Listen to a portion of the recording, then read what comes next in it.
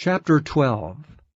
It is not expedient for me, doubtless, to glory. I will come to visions and revelations of the Lord.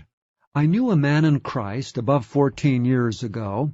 Whether in the body I cannot tell, or whether out of the body I cannot tell, God knoweth. Such an one caught up to the third heaven.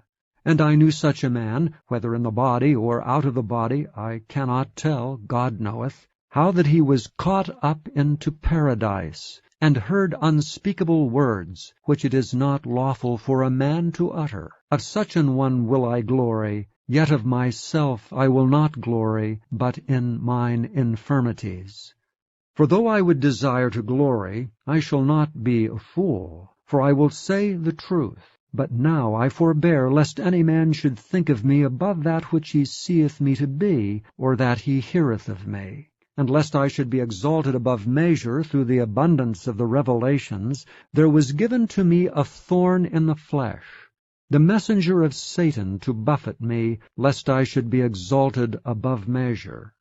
For this thing I besought the Lord thrice, that it might depart from me. And he said unto me, My grace is sufficient for thee, for my strength is made perfect in weakness. Most gladly, therefore, will I rather glory in my infirmities, that the power of Christ may rest upon me.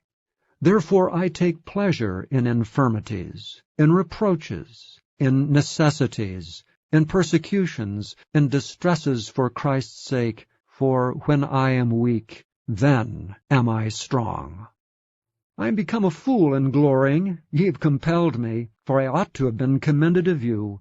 For in nothing am I behind the very chiefest apostles, though I be nothing. Truly the signs of an apostle were wrought among you in all patience, in signs and wonders and mighty deeds. For what is it wherein ye were inferior to other churches, except it be that I myself was not burdensome to you? Forgive me this wrong.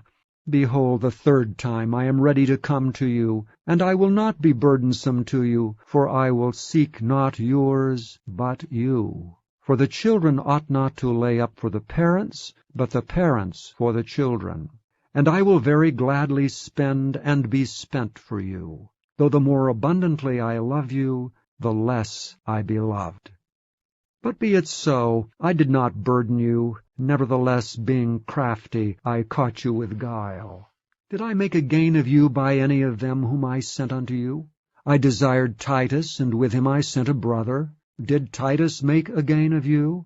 Walked we not in the same spirit? Walked we not in the same steps? Again, think ye that we excuse ourselves unto you?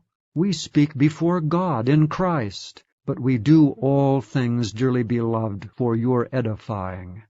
For I fear lest when I come I shall not find you such as I would, and that I shall be found unto you such as ye would not, lest there be debates, envyings, wraths, strifes, backbitings, whisperings, swellings, tumults, and lest, when I come again, my God will humble me among you, and that I shall bewail many which have sinned already, and have not repented of the uncleanness and fornication and lasciviousness which they have committed.